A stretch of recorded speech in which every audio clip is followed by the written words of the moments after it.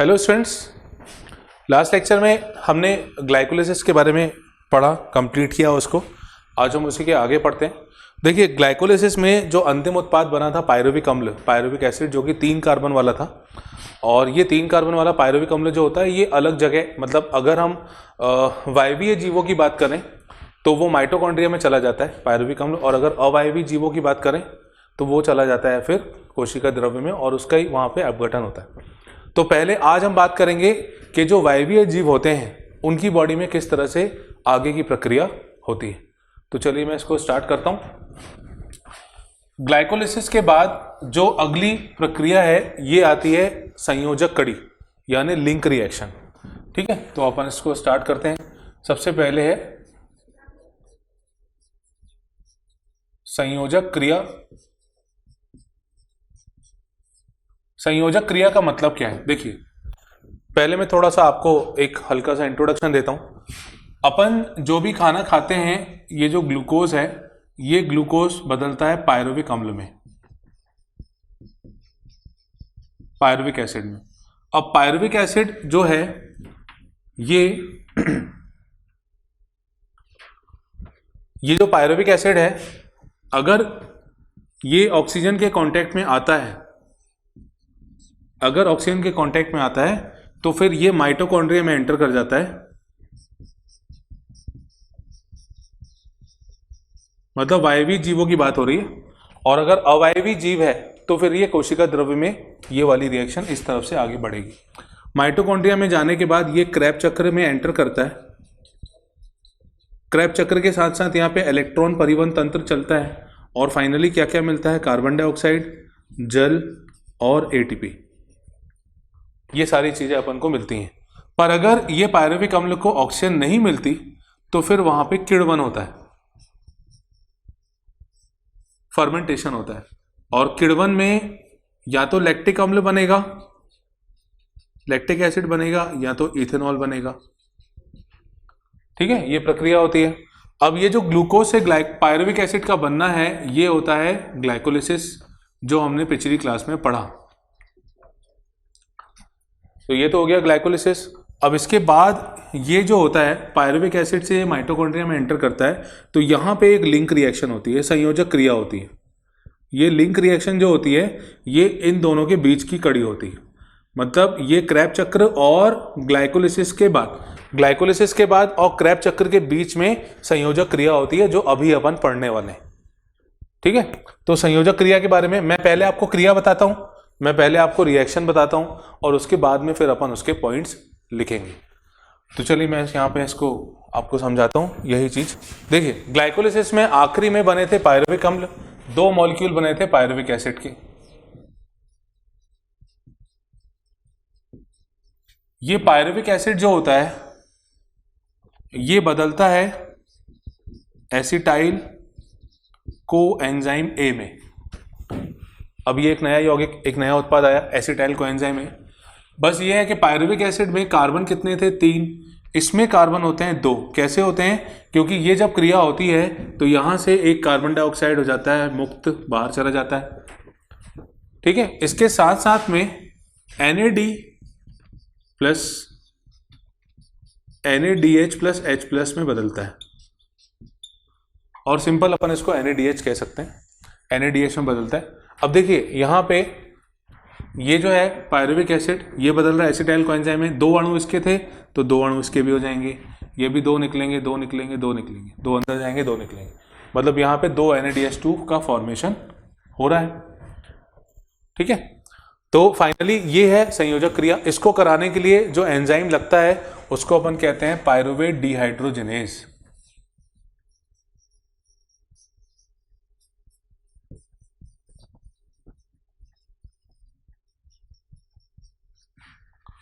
Pyruvate dehydrogenase यहाँ पे use होता है और इस प्रक्रिया का नाम है ऑक्सीडेटिव डीकार्बोक्सिलेशन, ऑक्सीकरणी डीकार्बोक्सिलीकरण।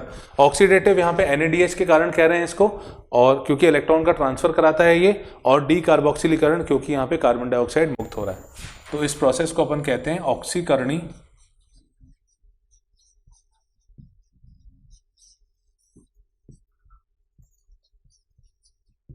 डिकार्बोक्सिलीकरण, छोटा डी छोटी मात्रा, डी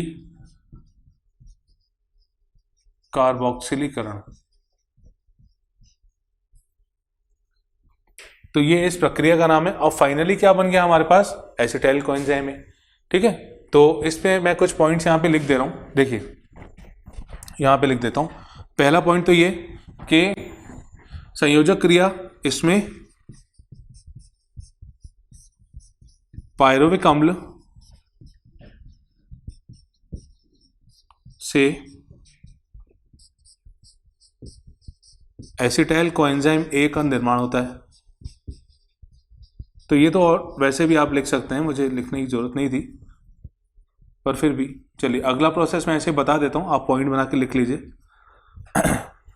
ठीक है, अब इस दौरान संयोजक क्रिया के दौरान कार्बन डाइऑक्साइड मुक्त होता है और NADH2 का निर्माण होता है। कितने NADH2 बन रहे हैं, 2 बन रहे हैं। एसिटाइल कोएंजाइम में कितने बन रहे हैं, 2 बन रहे हैं। ठीक है, इस क्रिया को चलाने के लिए पायरुवेट डिहाइड्रोजनेज काम करता है और साथ साथ में इस प्रक्रिया को ऑक्सीकरणी, ऑक्सीडेटिव डीकार्बोक्सिलेशन, ऑक्सीकरणी डीकार्बोक्सिलीकरण अपन कहते हैं। और एक बहुत इंपॉर्टेंट पॉइंट है, देखिए पायरुविक अम्ल जो था ये कोशिका द्रव्य में बन रहा था, साइटोप्लाज्म में बन रहा था, और एसिटाइल कोएंजाइम में ये बनता है अघात्री में, माइटोकॉन्ड्रिया के। तो ये जो संयोजक क्रिया होती है ये माइटोकॉन्ड्रिया के अघात्री में होती है।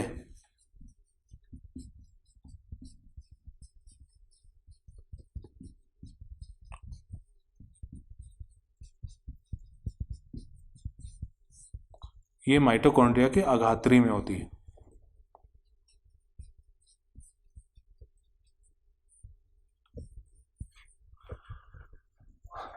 अब इसमें एक चीज और ध्यान रखनी है कि अब वो बाद में काम आएगी, बस मैं यहाँ पे एक बार बता देता हूँ जल्दी से।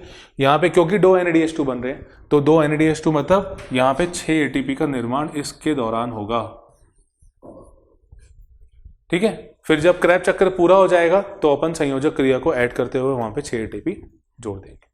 तो ये हो गया संयोजक क्रिया के बारे में। अब अपन स्टार्ट करते हैं कि ये एसिटाइल कोएंजाइम है जो होता है, इसके साथ क्या बदलाव होता है और कौन से उत्पाद बनते हैं। नेक्स्ट मैं आपको बताता हूँ क्रैब चक्र के बारे में, मतलब संयोजक क्रिया के बाद जो प्रक्रिया होती है इसको अपन कहते हैं क्रैब चक्र।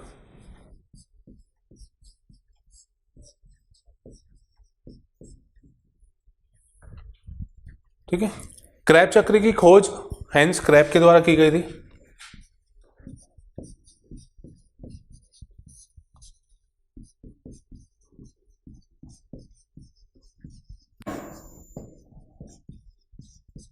इसकी खोज हेंस क्रैब ने की थी। दूसरा, अच्छा इसके लिए उनको नोबेल पुरस्कार भी दिया गया था। इन्होंने जो क्रैब चक्र बताया था, इस क्रैब चक्र में जो अंतिम उत्पाद होता है ये होता है कार्बन डाइऑक्साइड और वाटर। यहाँ पे जो उत्पाद मिलते हैं अपन को अंतिम उत्पाद के रूप में, जल मिलता है, कार्बन डाइऑक्साइड मिलता है और NADH2 भी मिलता है, पर वो फाइनली इलेक्ट्रॉन ट्रांसपोर्ट सिस्टम में, इलेक्ट्रॉन परिवहन तंत्र में चला जाता है, जिससे वो ATP में बदल जाता है। NADH2 मिलता है, FADH2 मिलता है, तो वो ATP में फाइनली बदल जाता है। अब इसमें जितने भी एंजाइम होते हैं, इस प्रक्रिया में जितने भी एंजाइम होते हैं वो माइटोकॉन्ड्रिया के अघात्री में मिलते हैं, सिवाय एक एंजाइम को छोड़कर, और उस एंजाइम का नाम है सक्सेनिक डिहाइड्रोजनेज।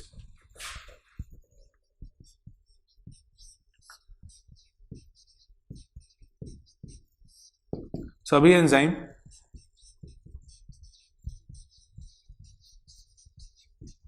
माइटोकॉन्ड्रिया के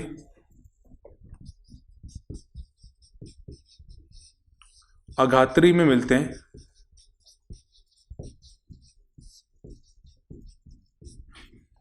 केवल सक्सेनिक डिहाइड्रोजनेज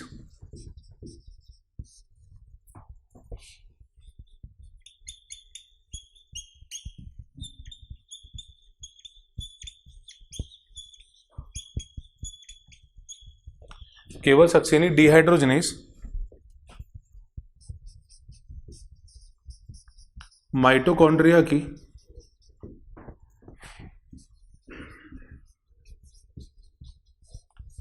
भीतरी झिल्ली में पाया जाता है।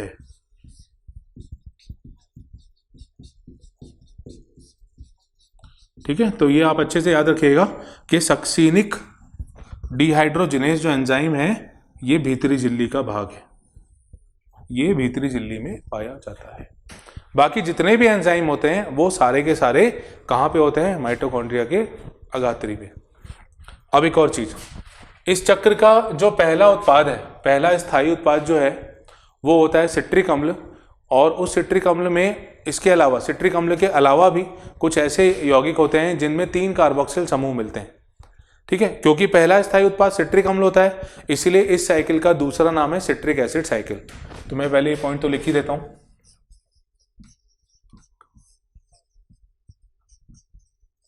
पहला स्थायी उत्पाद इसमें है सिट्रिक अम्ल,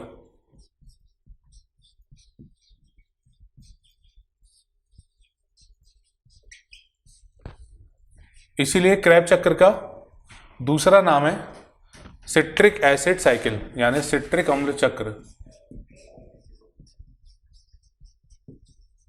क्यों? क्योंकि सिट्रिक एसिड इसका पहला स्थायी उत्पाद है। ठीक है, अब सिट्रिक अम्ल और इसके और भी कुछ यौगिक होते हैं, उनमें 3 कार्बोक्सिल समूह होते हैं।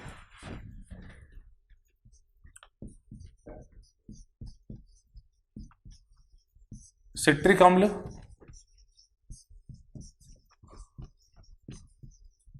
कुछ अन्य यौगिकों में और उत्पाद में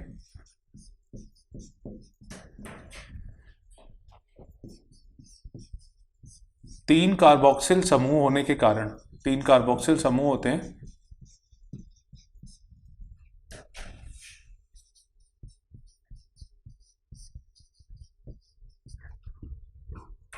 और क्योंकि 3 कार्बोक्सिल समूह होते हैं इसीलिए हम क्रेब चक्र को एक और नाम से जानते हैं, इसको हम कहते हैं try carboxylic acid cycle. Try carboxylic acid मतलब TCA, TCA चक्र। मेरे ख्याल से इसमें आपको कोई दिक्कत तो नहीं होगी। पहला स्थायी उत्पाद होता है सिट्रिक अम्ल, इसलिए इसे सिट्रिक एसिड साइकिल, सिट्रिक अम्ल चक्र भी कहते हैं। और सिट्रिक अम्ल जो होता है उसके साथ साथ कुछ अन्य उत्पाद भी होते हैं जिनमें 3 कार्बोक्सिल समूह होते हैं, और इसलिए अपन इस साइकिल को ट्राई कार्बोक्सिलिक एसिड साइकिल भी कहते हैं। ठीक है, अब यह वायवीय जीव जो होते हैं और जो खास करके यूकैरियोट्स होते हैं उन्हीं में ये चक्र मिलता है। यूकैरियोट, प्रोकैरियोट में भी ये शुरू होता है, कोशिका द्रव्य वाले भाग में शुरू होता है, पर ये पूरा वहां पे नहीं हो पाता। जो अवायवीय जीव हैं, जो अवायवीय जीव हैं, ठीक है, अवायवीय जीवों में ये प्रक्रिया शुरू होती है पर वो पूरी नहीं हो पाती, वो बीच में ही रुक जाती है। तो अपन ये मान के चलते हैं कि वो नहीं होगी उसमें, अवायवीय जीवों में। और वायवीय जीव जो होते हैं जैसे यूकैरियोट हो गए तो उनमें माइटोकॉन्ड्रिया मिलती है। वायवीय जीव हो गए तो जैसे अपन, हम वायवीय जीव हैं तो हमारे में ये माइटोकॉन्ड्रिया में मिलेगी, माइटोकॉन्ड्रिया में। ठीक है, और अगर वायवीय प्रोकैरियोट की बात करें तो उसके कोशिका द्रव्य वाले पार्ट में ये साइकिल चलती है। वायवीय प्रोकैरियोट की बात करें अगर तो वहां पे कोशिका द्रव्य वाले पार्ट में चलती है, और यूकैरियोट की बात करें तो ये माइटोकॉन्ड्रिया में चलती है। इसका पहला जो सदस्य होता है,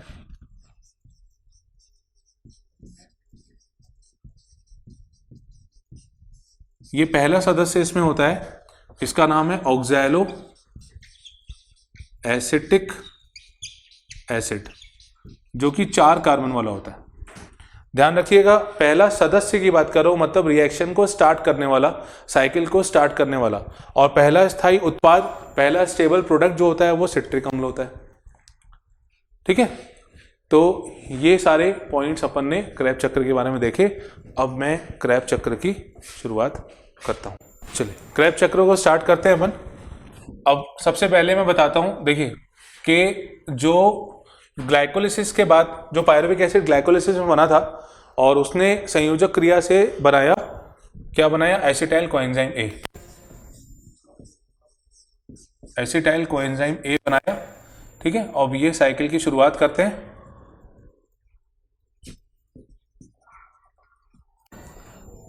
साइकिल में पहले मैं सारे कंपाउंड्स के नाम लिख देता हूं। ठीक है, सबसे पहले मैं यहां पे बता रहा हूं, ये होता है ऑक्सैलो एसिटिक एसिड, ये होता है ऑक्सैलो एसिटिक एसिड। फिर यहाँ पे पहला स्थायी उत्पाद जो बनता है, देखिए पहला सदस्य ये हो गया ऑक्सैलो एसिटिक एसिड, ये पहला सदस्य हो गया, और पहला स्थायी उत्पाद बनेगा, यहाँ पे लिख रहा हूँ मैं, सिट्रिक एसिड। कंपाउंड्स के नाम बेटा आपको इंग्लिश में याद करने पड़ेंगे, चाहो तो आप इसी को हिंदी में लिख सकते हो, क्योंकि कंपाउंड का नाम तो चेंज होगा नहीं। फिर बनेगा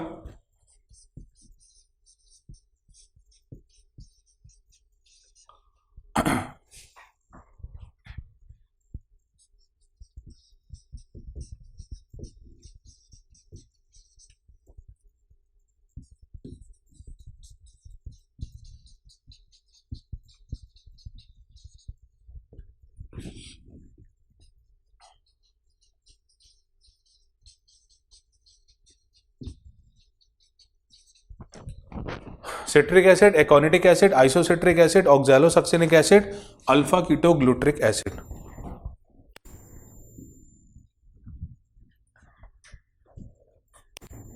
फिर यहां बनेगा सक्सिनिल कोएंजाइम ए,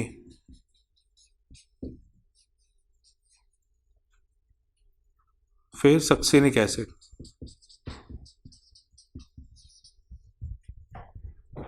फिर बनेगा फ्यूमेरिक एसिड,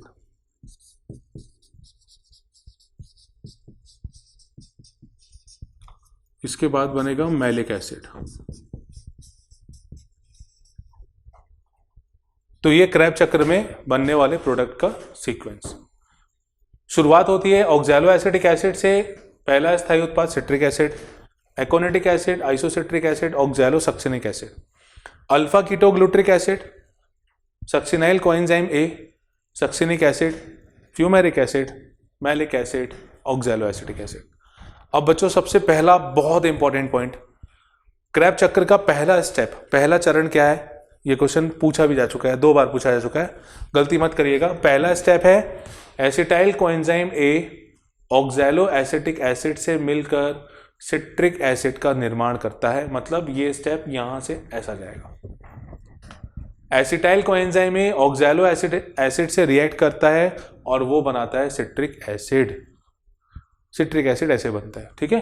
अच्छा, एसिटाइल कोएंजाइम में कहां से बना है? पायरुविक एसिड से बना है। तो कंफ्यूज मत होइएगा, मतलब पहला स्टेप ये नहीं है कि पायरुविक एसिड एसिटाइल कोएंजाइम में बना रहा है फिर सिट्रिक एसिड, ऐसा नहीं है, ये इससे रिएक्ट करके ये बना रहा है, ठीक है। अब इसमें होते हैं 4 कार्बन, ऑक्सैलो एसिटिक एसिड में 4 कार्बन होते हैं, अभी अपन ने लिखा था। एसिटाइल कोएंजाइम में भी 2 कार्बन होते हैं, ये भी मैंने अभी बताया था। अब ये 4 कार्बन 2 कार्बन आपस में रिएक्ट करते हैं, इसके 2 और इसके 4, और पहला स्थायी उत्पाद जो होता है सिट्रिक एसिड, इसमें होते हैं टोटल 6 कार्बन।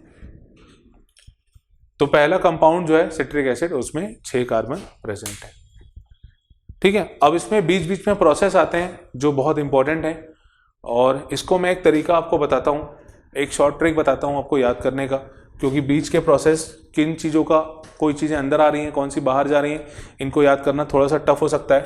तो अपन यहाँ पे एक शॉर्ट, एक तरह से एक स्टेटमेंट अपन यहाँ पे याद कर सकते हैं, ठीक है। अपन यहाँ पे याद करते हैं कंडेंसेशन जो होता है, सबसे पहला स्टेप होता है संघनन, कंडेंसेशन। तो यहाँ पे देखिए मैं इसको ऐसा लिख सकता हूँ, CD रोडोडी ओहो, मतलब इसका कोई मतलब नहीं है, पर ये एक यहाँ पे होने वाले प्रोसेस का नाम है, ठीक है। अब सबसे पहला स्टेप कौन सा है? ये वाला, सबसे पहला स्टेप ये वाला है। तो यहाँ पे मैं C जो है ये संघनन है, इंग्लिश में इसको अपन कहते हैं कंडेंस, हिंदी में अपन कहते हैं संघनन। अब हमें पता है संघनन में जल जो होता है वो बाहर आता है, पर यहाँ पे थोड़ा सा उल्टा होता है कि जल यहाँ पे वापस रिएक्शन में अंदर चला जाता है, मतलब बनता तो है पर वो वापस चला जाता है। तो पहले स्टेप में यहाँ पे मैं जल का अंदर जाना बता रहा हूँ, क्योंकि ये स्टेप पूछे जा सकते हैं, कुछ स्टेप तो इंपॉर्टेंट है वो पूछे जा सकते हैं, तो इसलिए अपन यहाँ पे शॉर्ट तरीके से कर। यहाँ पे डी का मतलब है डिहाइड्रेशन। डिहाइड्रेशन मतलब जब गर्मियों में, जब गर्मी होती है तो अपनी बॉडी में बहुत सारी स्वेटिंग, पसीना निकलता है और हमारी बॉडी में पानी की कमी हो जाती है, तो हम कहते हैं ना कि डिहाइड्रेट हो गई है बॉडी, मतलब जल का बाहर निकलना। तो यहाँ पे जल जो है ये बाहर आ जाएगा। तो अगले स्टेप में मैं जल को बाहर निकलना बता रहा हूँ, ऐसे। ठीक है, यहाँ पे मैं मार्क कर दे रहा हूँ, ये पहला, दूसरा, तीसरा, 4, 5, 6वां, 7, 8, 9, 10। यहाँ पे भी मार्क कर लेते हैं, 1, 2, 3, 4, 5, 6, 7, 8, 9, 10। ठीक है, अब यहाँ पे R जो है ये हो जाएगा रिहाइड्रेशन, यानी बॉडी में पानी की कमी हो गई थी, अब अपन की बॉडी ने पानी को पिया लिया, यानी वाटर अंदर जाएगा। तो अगले स्टेप में जल का अंदर जाना मैं बता रहा हूं। ठीक है, अब इसके बाद आएगा O। O का मतलब होता है ऑक्सीडेशन, यानी ऑक्सीकरण। और आप ध्यान रखिएगा, जहां पे भी ऑक्सीडेशन होगा या तो वहां पे NaDH2 बनेगा या तो वहां पे FADH2 बनेगा। तो अभी इस रिएक्शन में यहां पे बनता है NaDH प्लस H+, हम NaDH भी इसको लिख सकते हैं। ठीक है, NaDH प्लस H+ यानी NaDH2 हो जाएगा। तो अगले स्टेप में यहां पे मैं NaDH का निर्माण बता रहा हूं। तो ये NaD+ से NaDH में बदल जाएगा, NaDH प्लस H+ को लिख सकते हैं, NaDH2 भी लिख सकते हैं। फिर आता है D। यहां पे D का मतलब है डी कार्बोक्सिलेशन, यानी डी कार्बोक्सिलीकरण। डी कार्बोक्सिलेशन का मतलब होता है कार्बन डाइऑक्साइड मुक्त होता है। तो अगले स्टेप में कार्बन डाइऑक्साइड को अपन निकाल देंगे बाहर। बेटा आप ये ऐसे इसको याद करोगे, क्या क्या निकल रहा है, क्या क्या अंदर जा रहा है, तो आप डेफिनेटली भूल जाओगे। ठीक है, पक्का है, आप थोड़े दिन तक उसको याद रख पाओगे, फिर भूल जाओगे। इसलिए शॉर्ट तरीका आप याद कर लो, CD रोडोडी पो 2-3 बार आप इसको याद करोगे तो ये नाम आपको याद हो जाएगा। तो ये डी कार्बोक्सिलेशन हो गया। अब अगला आता है OD साथ में। OD मतलब यहां पे ऑक्सीडेशन होगा और साथ में डी कार्बोक्सिलेशन भी होगा, यानी NaDH तो बनेगा ही बनेगा, साथ में कार्बन डाइऑक्साइड भी मुक्त होगा। ये बाहर आएंगे। ठीक है, ऊपर एरो मतलब बाहर जा रहा है, अंदर नहीं, नीचे एरो मतलब अंदर जा रहा है। तो अगले स्टेप में यहां पे ये हो जाएगा, एक तो कार्बन डाइऑक्साइड अपन निकाल देते हैं बाहर। ठीक है, और साथ साथ में यहां पे NaDH भी बन जाएगा। किससे बनेगा? NAD+ से। अब इसके बाद आता है P। P का मतलब है यहां पे फॉस्फोराइलेशन, यानी फॉस्फोरिलीकरण।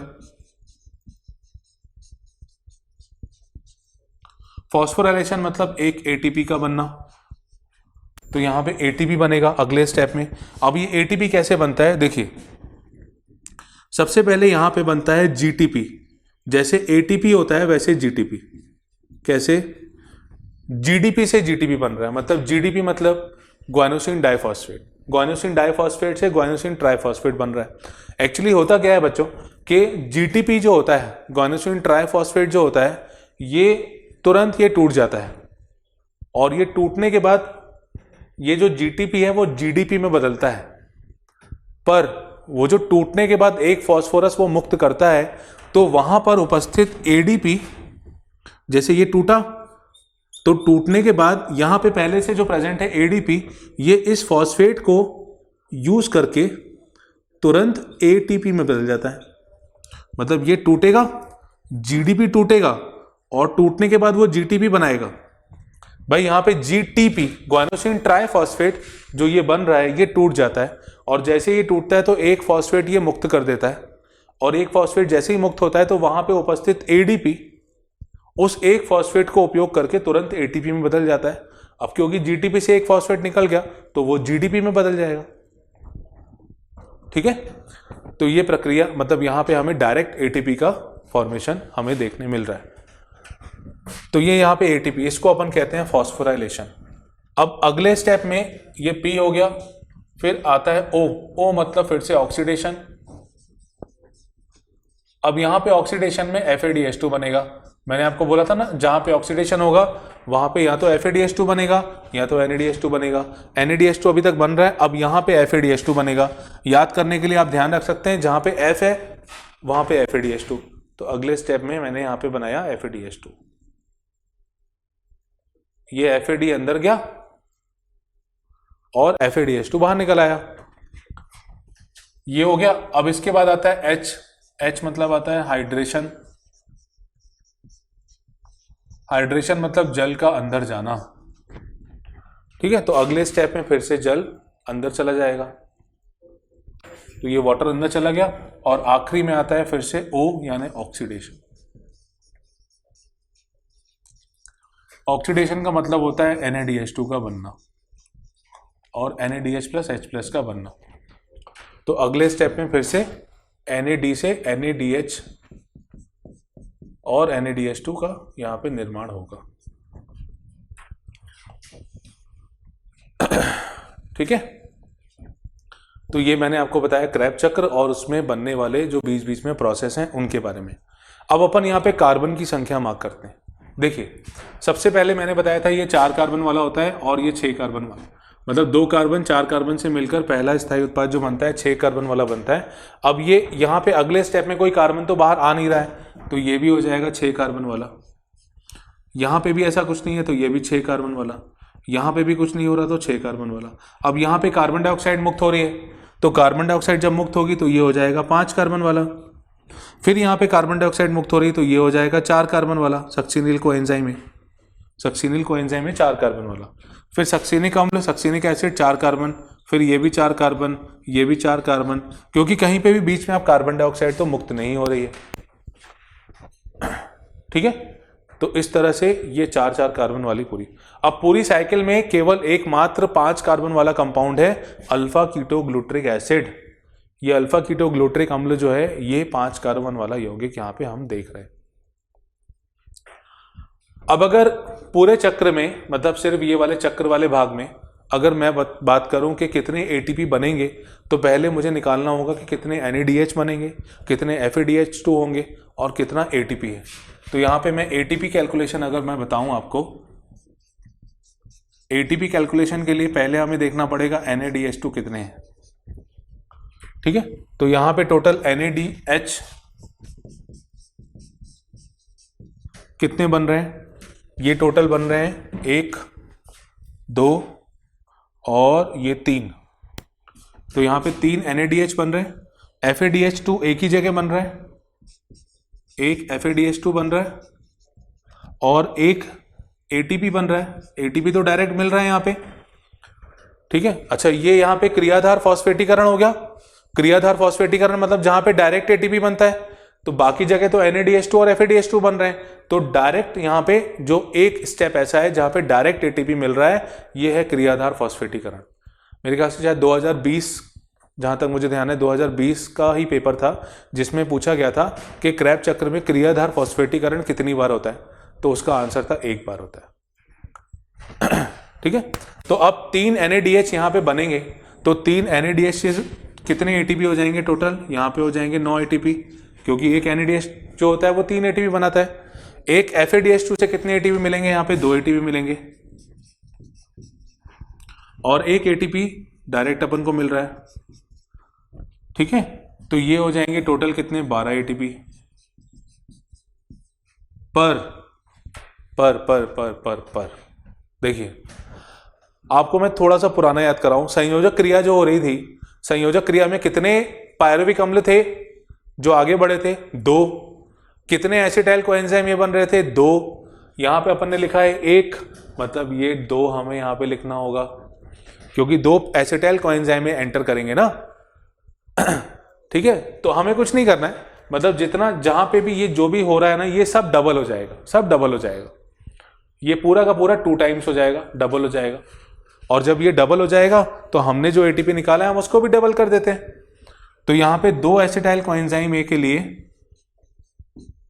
2 एसिटाइल कोएंजाइम ए के लिए क्रैब चक्र में, क्रैब साइकिल में टोटल कितने ATP हो जाएंगे, 12 दूनी 24।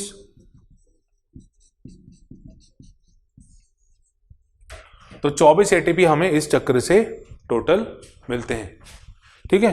अब इसके बाद अगर श्वसन की बात करें, तो श्वसन के केस में हमें ये पता है कि 38 ATP, 36 या 38 ATP बनते हैं, ठीक है। वो 36 अलग केस में बनते हैं, 38 अलग केस में बनते हैं, वो अपन आने वाले कुछ लेक्चर में बात करेंगे। पर अभी आप ध्यान रखिए कि लगभग 38 ATP बनते हैं। तो अब 38 ATP कैसे बनते हैं ये मैं आपको बताने जा रहा हूँ, ठीक है। पर उससे पहले यहाँ पे कुछ इंपॉर्टेंट पॉइंट जो थे वो था कि इस एक स्टेप में डायरेक्ट एटीपी का निर्माण होता है। ऊपर से एंजाइम जो होते हैं, अच्छा एंजाइम तो अपन ने लिखे ही नहीं है ना, तो एंजाइम के नाम भी लिख लेते हैं पहले। ये जो रिएक्शंस हैं यहाँ पे मैंने नंबर डाले हुए हैं, अब यहाँ पे मैं पहले एंजाइम के नाम लिख देता हूँ, ठीक है। उसके बाद फिर अपन रेस्पिरेशन में टोटल एटीपी जितने बनते हैं वो लिख लेते हैं। तो यहाँ पे मैं एंजाइम लिखता हूँ। पहला एंजाइम जो है यहाँ पे ये है citrate synthase,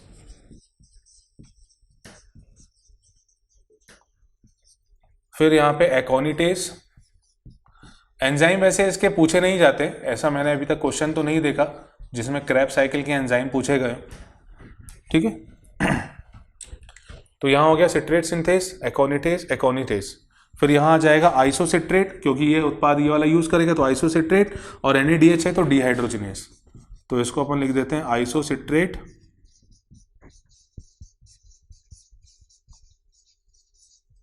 dehydrogenase.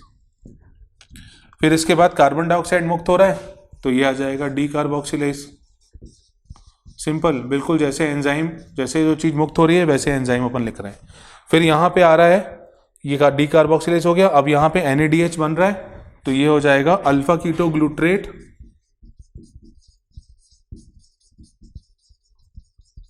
Dehydrogenase.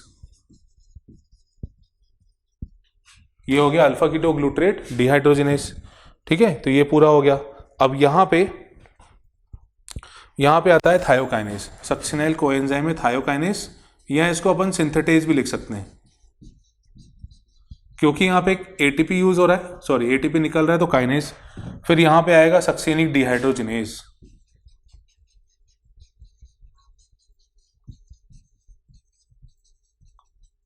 Succinic dehydrogen, क्योंकि सक्सेनिक एसिड को वो यूज करेगा, ठीक है। सक्सेनिक डिहाइड्रोजिनेस, और FADH2 है तो डिहाइड्रोजिनेस तो आएगा ही आएगा। फिर आएगा अगले स्टेप में फ्यूमरेस। देखिए सक्सेनिक डिहाइड्रोजिनेस जो है माइटोकॉन्ड्रिया की भीतरी झिल्ली में है, ये जब इलेक्ट्रॉन परिवहन तंत्र आएगा तब वहां पे मैं और आपको बताऊंगा। और आखिरी में आता है मैलेट डिहाइड्रोजिनेस।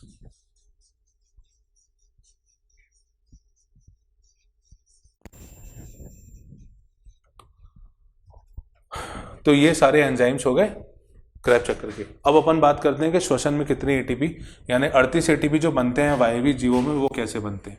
देखिए श्वसन में क्या क्या चीजें आती हैं। ग्लाइकोलाइसिस हो गई, मतलब ग्लूकोज का पूरा कार्बन डाइऑक्साइड और जल में मुक्त होना। तो ग्लूकोज पूरा टूटकर यहाँ पे कार्बन डाइऑक्साइड और जल जहां जहां बन रहा है निकल रहा है ये जल में मुक्त हो जाएगा। ये NADH2 FADH2 कैलकुलेशन अपन यही करते हैं क्योंकि यहीं पे इलेक्ट्रॉन परिवहन तंत्र चलता है और वहां से ATP बनते जाते हैं। तो देखिए ग्लाइकोलाइसिस में कितने ATP बने टोटल, अगर हम NADH2 को मिला दें तो टोटल बने थे 8, कुल 8 बने थे ना, 2 बने थे और उसमें अपन 2 NADH2 जोड़ेंगे तो 6 और जुड़ जाएंगे तो 8 हो जाएगा। लिंक रिएक्शन में यानी संयोजक क्रिया में क्या कितने ATP बने थे 6, क्योंकि वहां पे 2 NADH2 बन रहे थे तो 6 ATP वहां पे मिल गए। और क्रैब चक्र में कितने ATP हमें बनेंगे, क्रैब साइकिल में कितने मिलेंगे, हमने अभी देखा 24 ATP हमें यहाँ पे मिले। तो टोटल कितना हो जाएगा 24 और 6 30 और 8 38। तो ग्लूकोज के ऑक्सीकरण से हमें जो 38 ATP मिलते हैं वो इस तरह से मिलते हैं, ठीक है। तो टोटल आखिरी में हमें अब 38 ATP मिले। तो इसमें एंजाइम कुछ ज़्यादा इंपॉर्टेंट नहीं है, फिर भी आप नाम से निकाल सकते हैं इसको, और क्रैब चक्र से कुछ ना कुछ क्वेश्चन बनता है, ठीक है। तो आप इसको अच्छे से रिवाइज करिए और उसके बाद फिर आपको क्वेश्चन सॉल्व करने में काफ़ी आसानी जाएगी। तो अभी इस चैप्टर में अभी तक ग्लाइकोलिसिस और क्रैब साइकिल के बारे में अपन ने पढ़ा है, जो 2 महत्वपूर्ण प्रक्रियाएं हैं। और आने वाले लेक्चर में मैं क्रैब चक्र पे कुछ और पॉइंट्स आपको बताऊंगा कि क्रैब चक्र से कौन कौन से उत्पाद और बन सकते हैं। इलेक्ट्रॉन परिवहन तंत्र जो काफ़ी थोड़ा सा टफ लगता है स्टूडेंट्स को, पर उसको जब अपन पढ़ेंगे तो आपको अच्छे से बिल्कुल समझ में आ जाएगा और आप उसको 1-2 बार रिवाइज करेंगे तो वो भी आपको बनने लगेगा, ठीक है। तो आज की क्लास अपन यहीं पे एंड करते हैं और मिलते हैं फिर नेक्स्ट क्लास में। Thank you.